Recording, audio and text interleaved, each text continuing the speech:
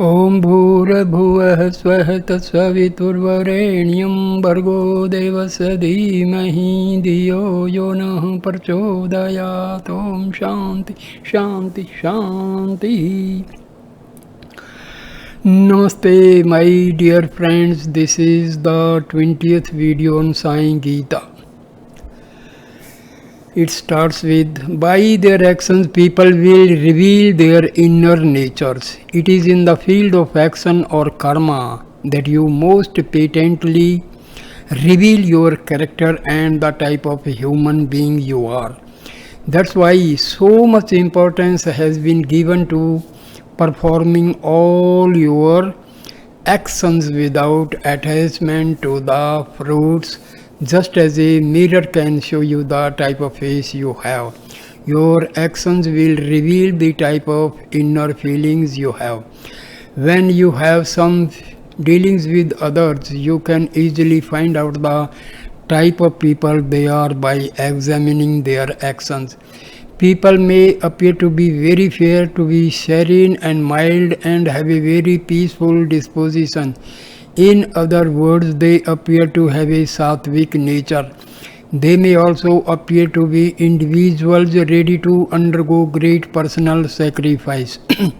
You may believe that they are blessed with a sacred heart, but their actions may prove them to be otherwise. Their actions may be totally devoid of love and compassion and true caring and consciousness of others.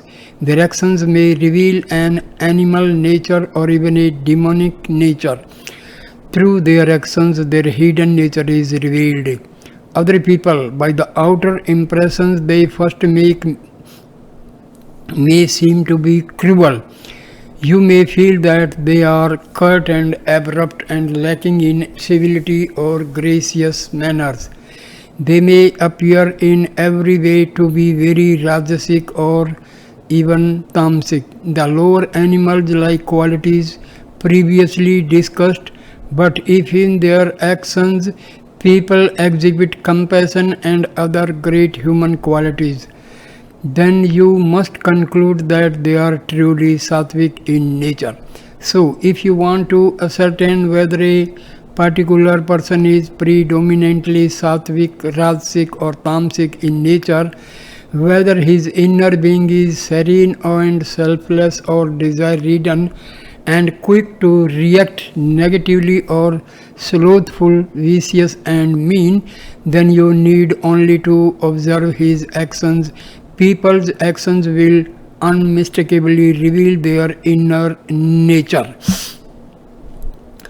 The Gita has pointed out the type of actions that should be performed in daily life.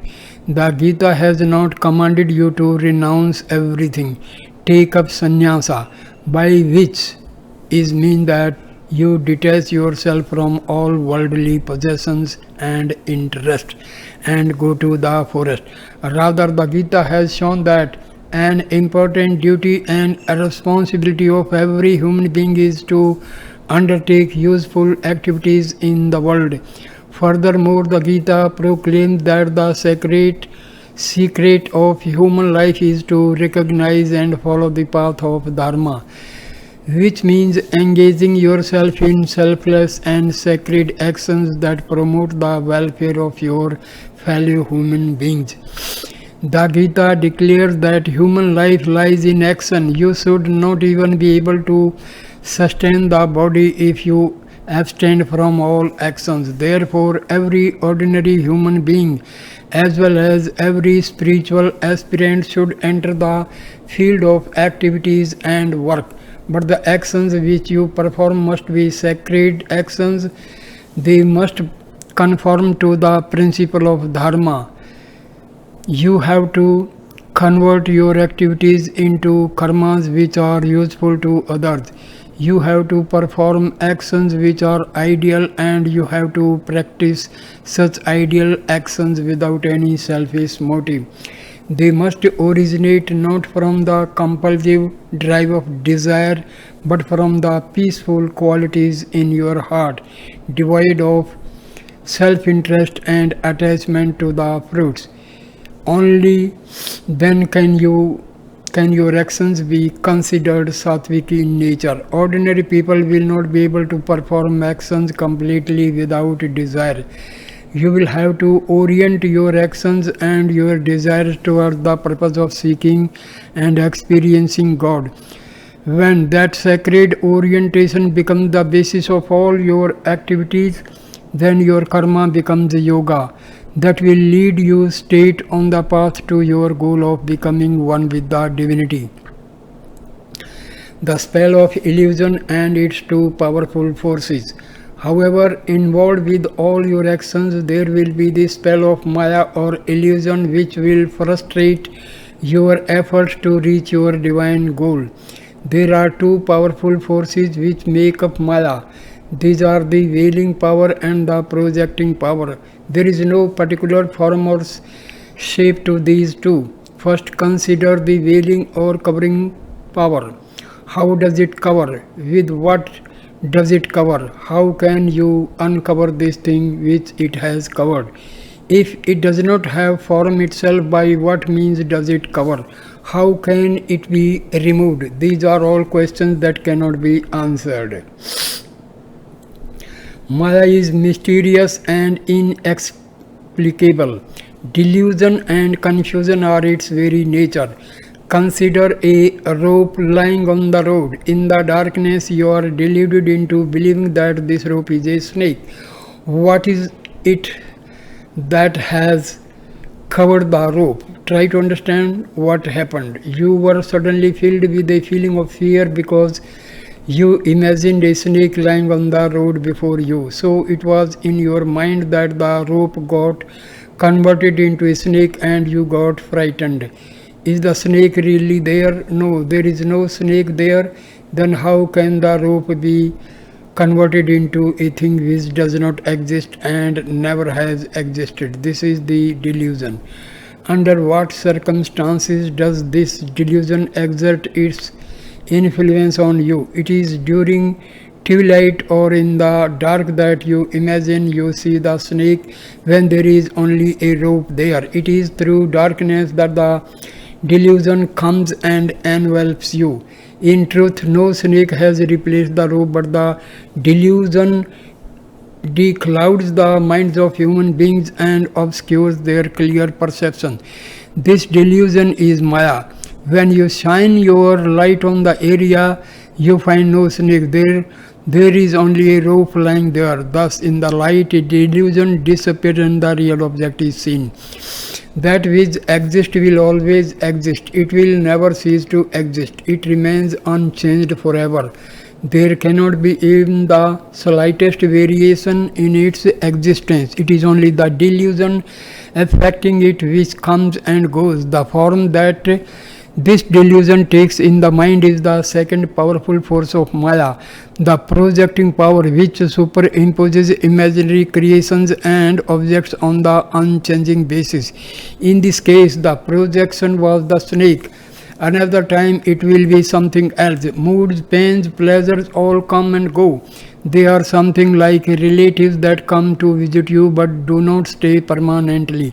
In the same way, the Maya comes and goes as a delusion for human beings. The delusion in your mind which covers the rope and hides it from you is the veiling power. The illusion which has been projected by your mind onto the rope is the projecting power. With the help of the light, you see the rope as rope and the snake vanishes. So these two aspects of Maya have come in the darkness and have disappeared in the light. The power of Maya to delude can be permanently dispelled. Do these two powers of illusions always come at the same time, or can they come at different times? The veiling power and projecting power may appear and disappear at the same time, but as happens in deep sleep, when there is only the veiling power, they may appear and disappear at different times also. Maya is inexplicable, it has no beginning, but it can permanently come to an end. When the light of wisdom shines on it, Maya will finally disappear. Then the one unchanging reality will stand revealed. By teaching this great wisdom to Arjuna, Krishna was able to free him from delusion and helped him shine with the inner light. Then, as now you are developing only superficial understanding and outer vision, but it is the inner vision that is important. It alone is true and sacred. You lose sight of the one reality of your own truth because you pay attention only to the impermanent outer vision and completely forget the permanent inner vision. God's mission is to restore this sacred inner vision. This is what he does when he comes as a avatar. Krishna said, "Dear one, whatever actions you perform during the time you are on this earth, know that they are all impermanent. In time, you will discover that everything in this world is temporary. Your relationships, your attachments, your accomplishments, the sense of individuality you have developed are all going to disappear. Everything gets washed away in the flow of time. If you try to catch hold of things and cling to the things which are themselves being carried away by this flow of time, what chance is there for you to be saved? What chance is there for you to reach that perfection which is forever unaffected by this flow and which not only is never subject to it but is always its master? Arjuna, the things you are holding on to are all being washed away. Develop the firm conviction that in attaching yourself to temporary things you are wasting your life, that you are wasting the sacred opportunity that has been given to you to reach the permanent state that is your true reality. Surrender yourself to the divinity. Hold on to that permanent entity always established in your heart, and you will surely gain the eternal joy, the bliss divine. A pure heart is free of attachment and illusion. In this way, Krishna urged Arjuna to free himself from the attachments and illusions that were confounding him. Krishna said, Arjuna, you yourself must purify your heart and remove the veil of ignorance that is declouding you. Take to the path of righteous action, work for the welfare of the world, and dedicate every act to me, your very self residing in your heart. There is no royal road for human life leading to spiritual awakening other than through Karma Yoga. Through the path of sacred action, you will be able to enter the path of devotion only after you have laid a firm foundation through good actions, and only after you have purified your feelings and developed your devotion will you be able to enter the path of wisdom and proceed on to the highest level of God realization. It is in the arena of action that you lay the groundwork for reaching up to the loftiest regions of the spirit or plunging yourself down to the lowest depths of sorrow. Your good or bad circumstances are inextricably linked with your actions. As part of your activities, you must perform the various scripturally prescribed sacrifices and ceremonial rituals. But as previously mentioned, these can take you only up to heaven. Krishna informed Arjuna that there was a state which was far beyond and far more sacred than heaven.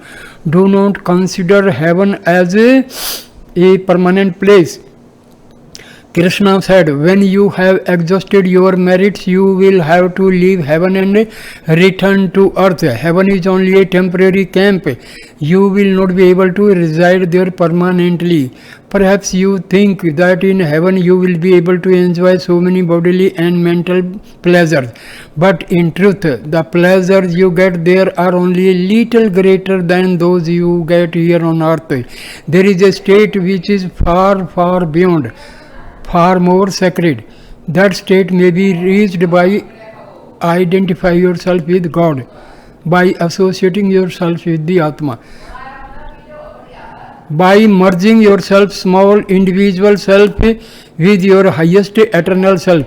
In order to attain this state, you will have to become totally desireless and selfless. You will have to perform all your actions without expecting any fruits from them. Actions without attachment to the fruits. Whenever you perform an action, there will always be a consequence, a resultant fruit from that effort. However, there is no rule that says that you alone should enjoy the fruit of your actions. A grandfather might have planted a seed which subsequently developed into a fruit tree, and this grandfather might have died before the tree produced any fruit. But the fruit of the tree might have been enjoyed by his grandchildren sometime later. Here is a case where a person performing an action did not personally enjoy the fruit, but some others had the chance to enjoy them. The grandfather might have knowingly planted the tree without ever expecting to enjoy the fruit. He undertook the task originally with their broad-minded view that the tree in the courtyard would give fruit to the generations who came along later, fruit which would be greatly enjoyed by them. And so the fruit of his broad-minded action was reaped by succeeding members of his family. With what motive did the grandfather plant this particular tree? He might have done it with the slightly selfish motive that it would give enjoyment to members of his family. But the selfishness that comes from doing everything only for your own enjoyment is much baser and meaner than this grandfather's slight tinge of selfishness. The inner urge which leads you to undertake actions which are primarily for the welfare of others is always greater and nobler than the narrow feelings that lead you to act completely selfishly, expecting to derive all the benefits of your actions only for yourself. In this sense, the grandfather's action must be considered far superior to that of an individual who acts only for himself. But clearly there is an even greater action, one that goes beyond all selfish considerations. That is, when you perform an action as an offering to God, that is the greatest of all actions, and that is what you should strive for. You should endeavor to perform all your actions selflessly and disinterestedly, offering them to God without expecting to reap any of fruits. Such action is truly yoga. From ordinary actions to buddhi yoga to karma yoga. Using your intellect to plan out an action, the fruits of which would benefit someone else, as was the case of the grandfather planting a tree that was enjoyed by future generations of his family, can be called buddhi yoga. In buddhi yoga, you inquire into the consequences of your actions and thereby base your actions on the reasoning power of your intellect. Intellect goes far beyond the narrow selfish considerations of the lower mind and the senses. But even here there is still a tinge of selfishness. When you are completely free of all selfishness, totally indifferent to the results, acting effectively and with full concentration but without any attachment or desire, and offering all your actions to God, then you are practicing karma yoga, that is far superior to buddhi yoga. Such a high state is not easily accessible to ordinary people, but that does not mean that you should give up trying to attain it. With wholehearted effort and with God's grace, seemingly impossible things can be achieved. If you persist in your efforts, then with practice you will be able to reach this high level of karma yoga in all your activities. To succeed in this, the inner vision must be developed. In order to firmly establish that inner vision, you must keep a particular principle constantly in mind. It is this: no matter how hard you search, whether it be in this physical world or in the world of your dreams and imaginations or any other world, all you will ever see, whenever you look, wherever you look, will be combinations and variations of the five elements, either in their gross or subtle forms. They are the only things you will ever be able to find anywhere. There can never be anything else. There is no such thing as a sixth element. These five elements are all reflections of the unlimited effulgence of God. They are His aspects. Their basis is the one divine principle. Therefore, perform all your actions with full consciousness regarding all objects in the world as the different multifarious names and forms that they appear to be, but as mere combinations of the five elements, energized and illuminated by the one divine principle. When you know that, when you see everything in the world to be sacred manifestations of a divinity, then all your actions will automatically become offering to God.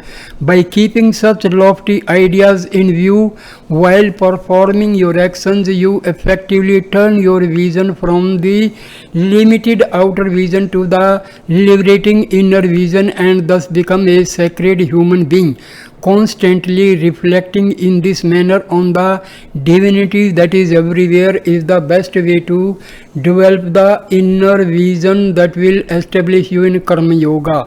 But such inner vision is very rare among people. Even the greatest Pandits and scholars are steeped only in the outer vision. Here is a story that illustrates this. Ashtavakra at the Assembly of Scholars. Once upon a time, King Janaka called an assembly of great scholars. Noted academicians participated. Famous Pandits and logicians came from all over the realm. Scholars of renown who were extremely articulate in their arguments streamed in. A number of highly gifted persons who were capable of impressing the whole world with their intellectual and verbal prowess came to the great hall of the palace where the assembly was being held. This assembly was composed of such giants, and there was no room at all for ordinary people to enter.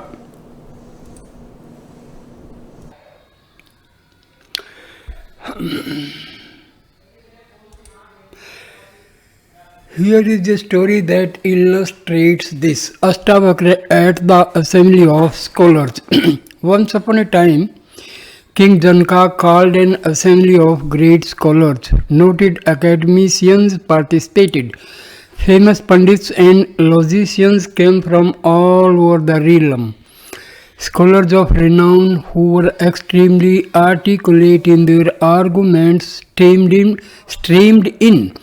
A number of highly gifted persons who were capable of impressing the whole world with their intellectual and verbal prowess came to the great hall of the palace where the assembly was being held.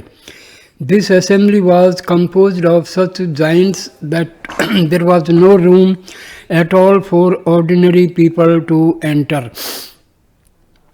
The daily meetings were presided over by King Janaka himself. Of the highly select groups in attendance, only the most outstanding and accomplished were given an opportunity to speak and present their views into this magnificent and august assembly. Young Ashtavakra, a young boy with a hideously deformed body, sought to gain admission. But who would permit Ashtavakra to enter? He did not have any credentials or any recommendation whatsoever. He did not have the help of any great teacher or sponsor. The only help he had was his deep faith in God. Whoever has an abiding faith in God will not be put to any insurmountable difficulties. Temporarily, there may be some obstacles, but in the end, he is sure to meet with success. But 3 days Ashtavakra waited at the gate of King Janaka's palace, through which all the participants to the great assembly entered. There, while waiting, Ashtavakra observed all the world-famous scholars who were coming to attend the meeting, although only recognized scholars were being allowed inside. Ashtavakra was not prepared to give up his resolution to join the assembly and participate in its deliberations. I too have a chance, he said to himself, and continued to wait patiently at the gate day after day. There was one observant and sympathetic old scholar who noticed Ashtavakra standing by that gate. Whenever he entered and exited through it morning and evening, the kindly old scholar informed King Janaka of the boy's presence. He told King Janaka that there was some standing outside waiting for days to enter the assembly, although he did not have any of the usual qualifications necessary for being permitted inside. He told the king that this was not an elderly scholar nor even a middle-aged one, but a very young person who did not seem to have much experience and who did not wear any of the accepted marks of achievement in scholarship, nor was he personally recommended by any of the Pandits present. In short, nothing was known of this person or his qualifications, except that he had been continuously waiting to come inside. King Janaka directed his attendants to find the boy who was waiting at the gate outside and to bring him into the assembly hall.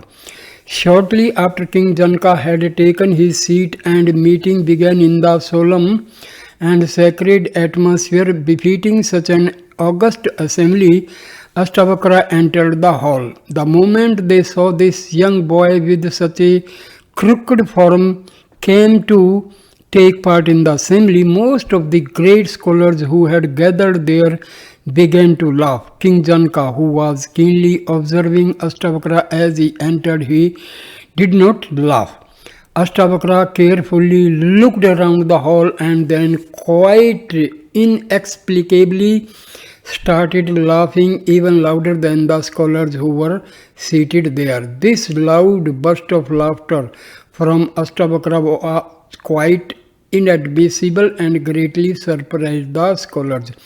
It became a real problem for them. Why should this young scamp be laughing at us? They thought. There certainly is reason enough for our laughter, considering how funny he looks. But there is nothing at all strange about us. So, what conceivable reason does he have for all this laughter? They were disturbed and irritated by what they considered the boy's impertinence.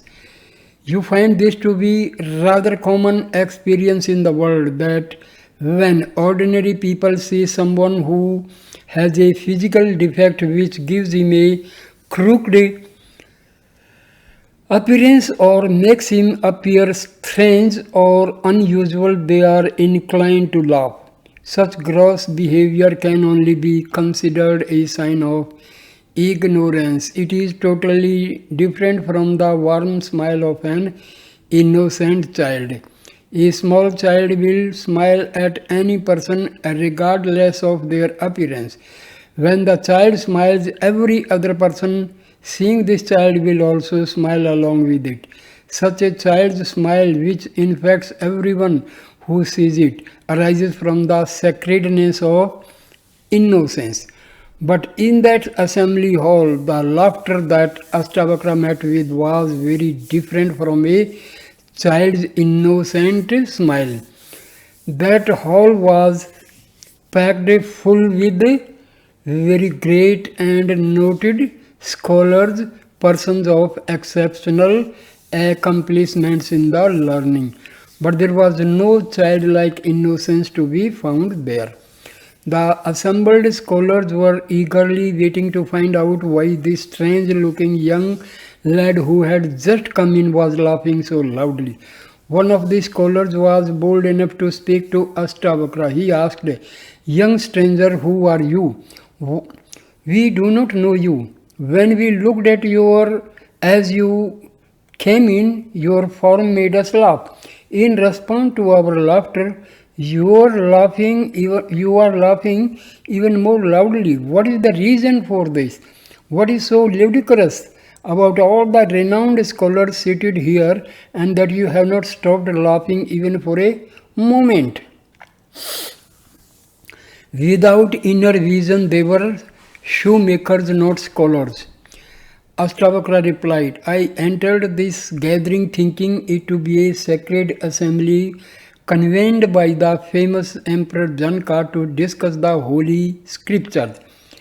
If only I had known what kind of people were attending this assembly, I would not have bothered to come. I waited patiently for many days and then entered this hall thinking that the greatest living scholars would be assembled here. I looked forward to being in the company of such sacred souls, but alas, I find nothing but common cobblers here. Only shoemakers who stitch sandals and work with leather." When they heard this, all the scholars became furious, feeling deeply insulted by the Astavakra for using such abusive words. But Astavakra continued in the same vein. "Cobblers is the proper word to describe you. Only cobblers, only people who work with hides, would think about the worth of a particular skin. Others will not be bothered about it. All of you are laughing at my skin and have obviously decided that it is not worth much. But not even one of you has made any effort to know my spiritual understanding. Pandits would have the capacity to look into inward, but you only seem to care about the outer covering. If you have not developed your inner vision, but you are concerned with the superficial outer vision, then you cannot be considered scholars at all. Then you are only cobblers, shoemakers, specialists in hides." Thus spoke Astavakra. The scholars hung their heads in shame. King Janaka, who understood very well what Astavakra was saying, invited him to take a seat in that assembly and subsequently bestowed numerous honors upon him. As was the case then, so is the case now. Throughout the world, however great people may be, they have developed only the external vision. They do not bother to cultivate the inner vision. When you examine a person, you pay attention to his physical features, his wealth, his status, his education and degrees, and so on. On the other hand, when God examines a person, he looks at the purity of his heart. He pays attention to the peace that is within him. You should also develop such inner vision and inner peace. Whatever be the circumstances, you should not be subject to quick excitement. You should allow time for the nobler feelings to well up from inside you and manifest themselves. Let all the poisonous emerge without interference. Suppose someone insults you, what will you lose by their insult? You should not respond to such insult with any agitation or excitement. If you remain peaceful, all the anger of the other person may freely pour out. But if you try to obstruct others' strong feelings by preventing them from venting their anger, it could possibly lead to a dangerous situation. Consider, as an example, that someone has become sick, that he is feeling quite nauseous and is throwing up the contents in his stomach. What is the reason for his being sick and vomiting? It is because some impurities, some toxic substances have entered his stomach. Wherever there are impurities, you will soon find germs or poisons, and along with them come sickness and diminution of health. For this reason, it is most important that no impurities enter your system. The body is carefully arranged to immediately throw up and expel any toxins that attempt to enter it. When the body reacts naturally by vomiting out the poisons, it would be incorrect to give medicine to stop that vomiting. If medicine is given, the toxins will not be thrown up. Instead, they will remain in the stomach and soon poison the whole system.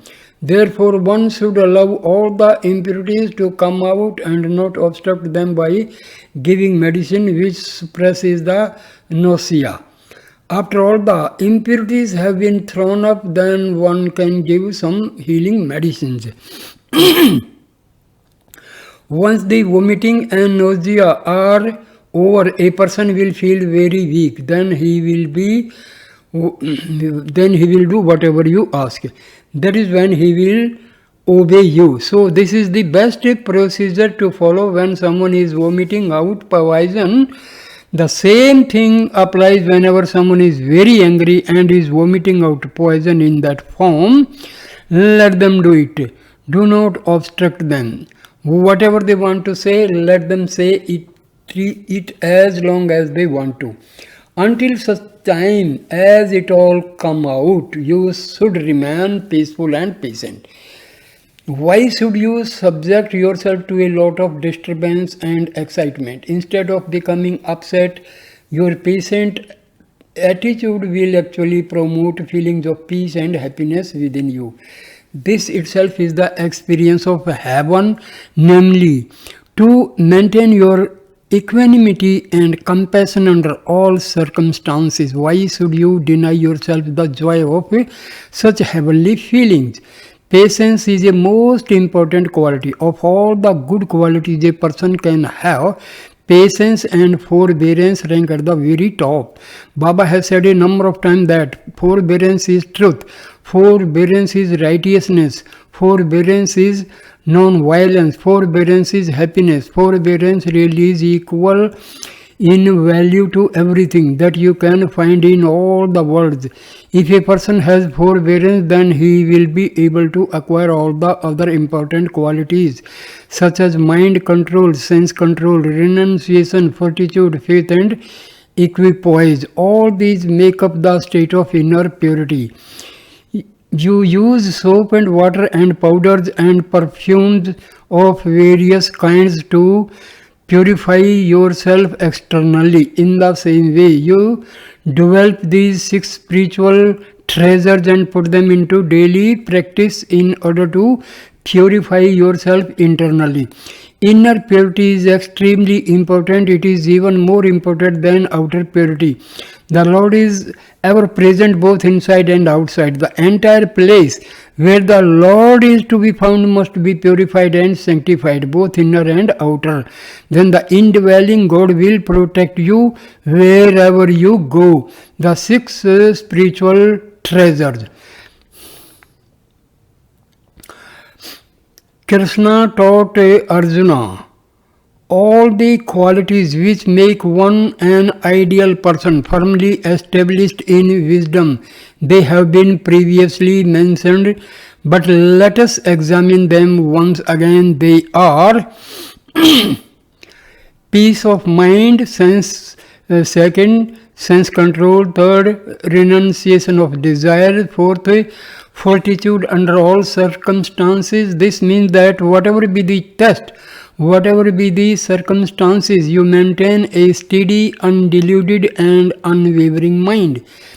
Fifth, a firm faith in the teachings of the scriptures as well as in the words of Guru and the great saints who have trod the spiritual path before you. And sixth, being contented under all circumstances and have complete equanimity of mind. Only when you have equanimity of mind will you be able to develop firmness and fortitude.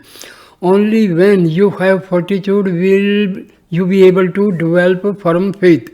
Only when you have intense faith will you have some sacred feelings and renounce desires. Only when you have disgust for the objects of the world will you have sense control. Then when you have achieved sense control, you will gain the peace of mind. Where is peace of mind, there is inner and outer purity. And where there is inner and outer purity, patience will be second nature to you, and you will dwell automatically in that peaceful state. Therefore, you must make an effort to develop these basic qualities which are so vital to progress on the spiritual path. By reading or listening to these teachings on the Gita, or even committing various passages to memory, you will not be able to achieve much. Along with these activities of the mind, you have to put at least one or two of the injunctions given herein to practice. Only then will have given enjoying be put into practice by you, so that they can become your inner treasure and be an integral part of your expression in all your day-to-day activities. Remove body consciousness, realize God consciousness. The world is filled with God, saturated as it is with the divinity. The world is also filled with karma or action. Karma is the power of creation, the power of life. It is a power directly derived from God. You come into human birth in order to reap the fruits of your previous actions. In that way, actions lead to rebirth and then to more actions, thereby keeping you bound to the cycle of birth and death. To free yourself from this bondage, should you engage in action or should you abstain from action? The Gita makes the answer clear. The path to liberation is through karma, through action, but it enjoins you to turn all your actions into karma yoga, sacred action which will take you towards union with God.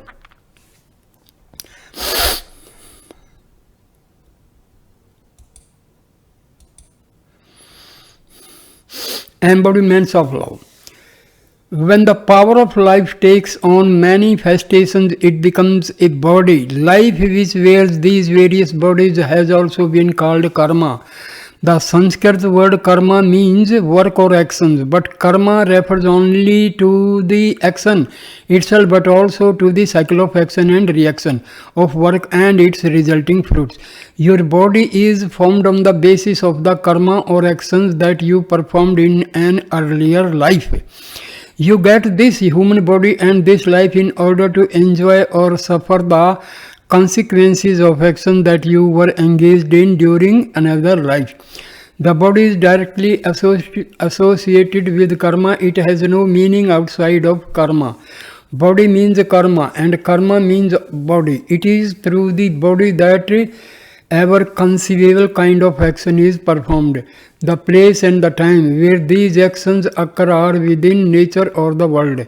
When actions become sacred and righteous, when they are selfless and of the highest purity, and when they have been offered to God, then they become yoga. They lead to union with God. So you can see that in action, God, man and nature all come together. You perform action in order to sanctify your life. Everything in the world is the result of karma. That is why the ancient wisdom teachings have declared, offer your prostrations to karma. Whatever happens in is the consequence of some previous actions. In other words, the result of karma, and be they good or bad, be they virtuous or evil, all karmas, all actions are derived from the powers of God. The expression may be different, but in the deepest sense, everything comes from God. That is the reason why a yogi, without caring whether it is favorable or unfavorable, accept everything that happens to him as the will of Lord, and considers the performance of righteous actions as his primary duty. The purpose for which you should be performing all your action is to sanctify your life. It is only through God's grace that you gain the privilege to engage in righteous actions. It is through the teachings of the Lord that you get this sacred opportunity and direction. It is for that reason that this holy scripture is called the Gita. Gita means a song. It is the song of the Lord. All those who listen to this song will be able to overcome grief and sorrow, whether it be on the battlefield or on some other field. Wherever this sacred song is sung, grief and sorrow will be dispelled.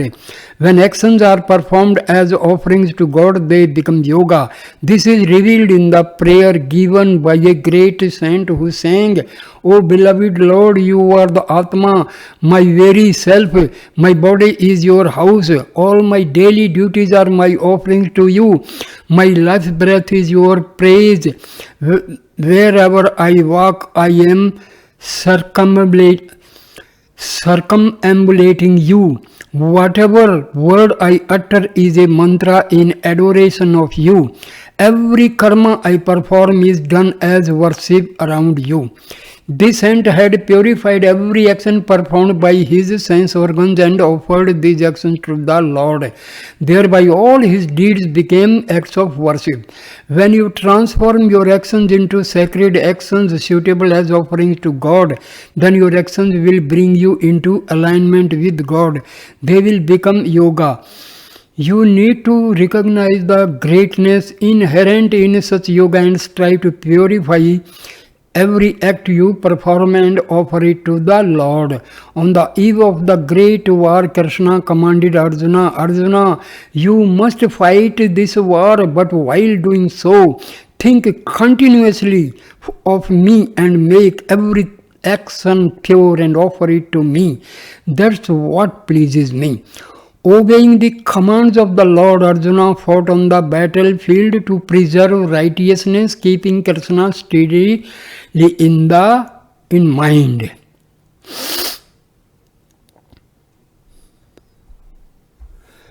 Make all your actions as a sacrifice, not a battle.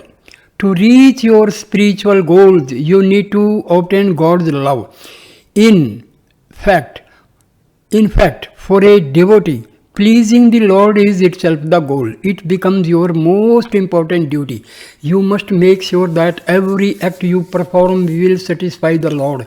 Krishna taught, "Obey my commands and perform your duty." In obeying the commands of the Lord and fighting in this war, Arjuna's actions became a sacred yagna, a sacrificial ritual which exalts the divinity and immerses one in the divine flow of grace. In contrast, there is a story in one of the epics of Daksha who wanted to perform a yagna, a ritual sacrifice. However, he disobeyed and disrespected Lord Shiva, and he also violated the commands of the holy sages. With a sense of egoism and attachment, he commenced the sacrifice. His egoism converted that sacrifice into a war. You see that because Arjuna obeyed the Lord's commands and fought in the war, his battle became a sacred sacrifice. But for Daksha, who performed his sacrifice in violation of the Lord's commands, his sacrifice became a battle. What is a war and what is a sacrifice? All actions that are pure and selfless and performed as an offering to the Lord become a sacrifice, but actions which are undertaken in violation of the Lord's command, which are contrary to the scriptures and which are performed with a sense of egoism and